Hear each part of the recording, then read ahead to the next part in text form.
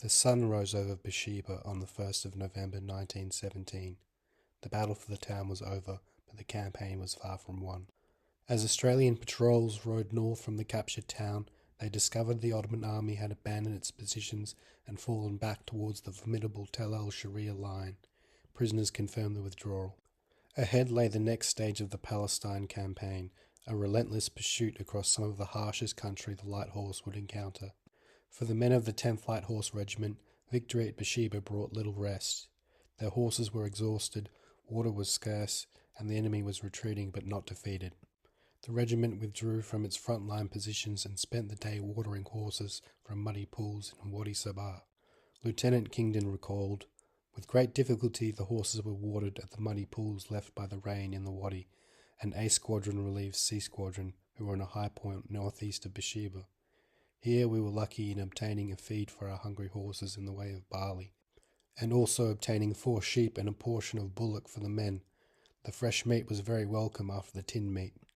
That evening the regiment concentrated southeast of Beersheba. Trooper Ernest Rose wrote, "Moved to the south side of town and camped. I had a look through the town in the evening. There are some fine buildings, but most of the town consists of native huts. The hospital and town hall are both full of wounded. The Turks blew up the pumping station and engines. Bridges, railway stations and buildings are mine, but not exploded." Whilst the Light Horse rested around Beersheba, events north were rapidly changing the course of the campaign.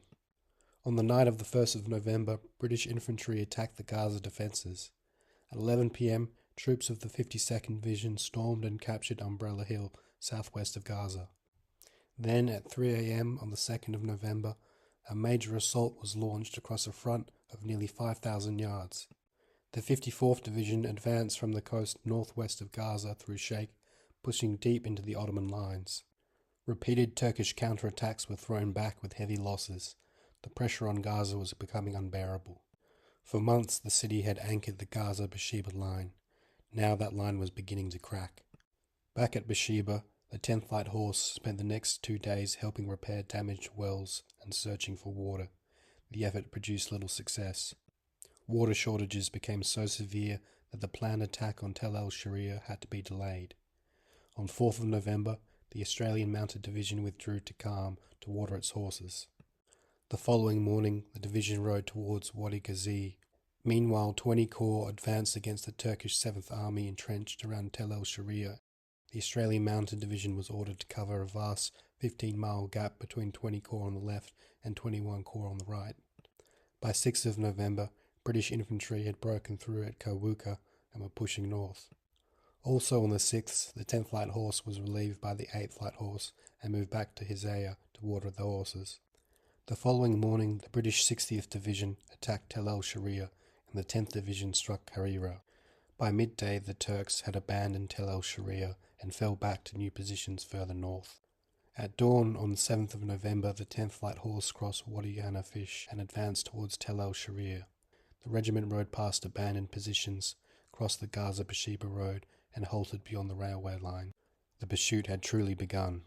At 4 p.m. on the 7th of November, the 3rd Light Horse Brigade crossed Wadi Sharia. Its orders were to find the retreating enemy and keep pressure on them. The 9th and 10th Light Horse galloped across ridge after ridge, searching abandoned trenches and capturing isolated Turkish soldiers.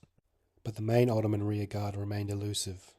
As darkness fell near Amadat railway station, the advance halted and outposts were established. The next morning, the chase resumed. The Anzac Mounted Division advanced on Tel Abu Dalak, while the Australian Mounted Division advanced on their right. The 3rd Machine Gun Squadron brought 4 machine guns into action against the enemy positions, while the 9th and 10th Regiments advanced resolutely. Despite heavy fire, A Squadron of the 10th sortied to the left flank to maintain connection with the Anzac Mounted Division. As the 9th Light Horse approached Tel Abdu Dalak at 7:30, the enemy withdrew its field guns back to Hajj, and the 9th occupied the position. At 9 a.m, A and B squadrons of the 10th moved towards Khirbet al-Kofka. C Squadron of the 10th moved forward and deployed on the right flank of the line. The regiment pressed forward under fire. Major Olden later described the attack. A and B squadrons, despite a heavy fire from the Turkish batteries, machine guns and concealed snipers, advanced in extended order over the terribly rough, broken ground of the wadi and cleared the Wadi of enemy to within 400 yards of his redoubts. Shortly afterwards, the Turks appeared in large numbers in occupation of a series of trenches on the high ground. On the left flank, the 60th Division became held up to the south of Hajj by enemy fire. The infantry called for assistance, and elements of the Worcestershire Yeomanry and the Warwickshire Yeomanry executed a brilliant cavalry charge and overran enemy positions. The Turks scattered and commenced a withdrawal in disarray while Hajj was overrun. C Squadron worked its way forward to the west of Hajj and advanced across a wadi and onto the heights that overlooked the village of Simsim. They were then ordered west to cut off the retreating enemy. Lieutenant Kingdon witnessed an extraordinary scene. Closer, we came in sight of the retiring enemy column, and it was a sight which few have witnessed. Thousands of Turks with guns and transport and camp followers with their stock, mixed up in confusion, were retreating across the flats and up the road into the hills. Our guns were miles in our rear, the horses and mules knocked out with a rough going, and in the circumstances, the squadron did all that was possible to kill and harass the enemy. C Squadron pushed forward aggressively, overrunning rearguard posts and firing volleys into the retreating columns. Lieutenant Thompson recalled, "We crossed the wadi and extended out over the flat, swinging to the right and rode down the flat parallel with the wadi, those men who did not have revolvers drawing their bayonets. We emptied our revolvers into the retreating enemy, myself shooting 5 Turks.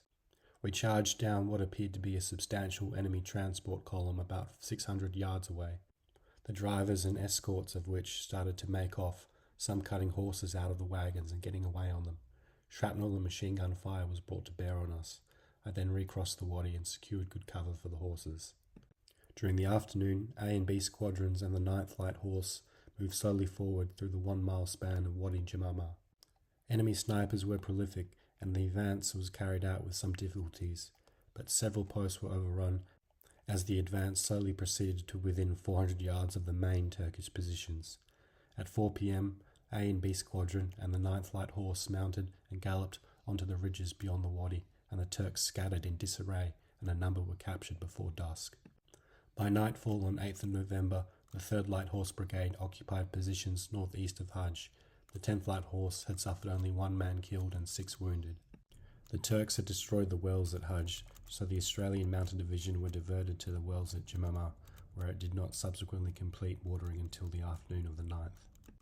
At 11 a.m. on the 9th of November, the 10th Light Horse was concentrated near Quiberon.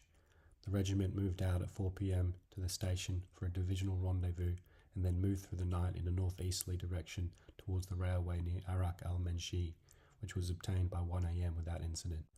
On the 11th, the 10th Light Horse deployed into the outpost line near Samel, with the 4th Light Horse on the left and the 5th Yeomanry Brigade on the right. Brigade scouts reconnoitred Samel and found it abandoned by the enemy, and it was subsequently garrisoned. At 5 p.m, the 10th Light Horse deployed into a night outpost line near Samel until it was released at 4 a.m, moving back to El Falouj. On 12th of November, reports were received from a reconnaissance airplane that an estimated 6,000 Turks were advancing from El Tanay. As the Turkish infantry passed into range, the batteries commenced a barrage, inflicting numerous casualties. The enemy advance threatened the right flank of the successful coastal advance to the north, and the Australian Mounted Division was ordered to hold at all costs. The Turks advanced on Barlin and, due to overwhelming numbers, forced the 5th Yeomanry and the left flank of the 9th Light Horse back by 3 p.m. The 10th Light Horse rushed forward and into action on the right flank of the 9th. The 5th Yeomanry were forced to withdraw from Barlin into positions on Berkuzi Ridge to the southwest of the 3rd Light Horse Brigade line. The Turkish attack was halted at 5 p.m. and both sides dug in for the night. On the morning of the 13th of November, the 10th Light Horse was ordered forward in anticipation of an enemy attack.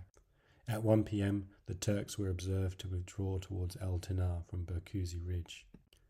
Lieutenant Colonel Preston wrote, "The operations had now continued for 17 days, practically without cessation, and a rest was absolutely necessary, especially for the horses.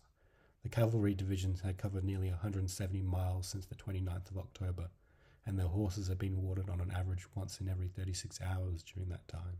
The majority of the horses in the corps were Wallers, and there is no doubt that these hardy Australian horses made the finest cavalry mounts in the world. On 15th of November, the 10th was relieved and camped with the remainder of the brigade near Yebna, where water was plentiful and the men bathed. At 10 a.m. on the 17th of November, the 3rd Light Horse Brigade rode to the Jewish settlement at Katra and then on to Shamar. On the 18th, they relieved the 7th Yeomanry at Al-Kabab. The move into the foothills of the Judean ranges was carried out with great difficulty due to the rocky terrain. For the 10th Light Horse, the pursuit would continue. The exhausted warlords would carry their riders even further north, as the Ottoman Empire fought desperately to avoid complete collapse. Thank you for watching. Please like and subscribe.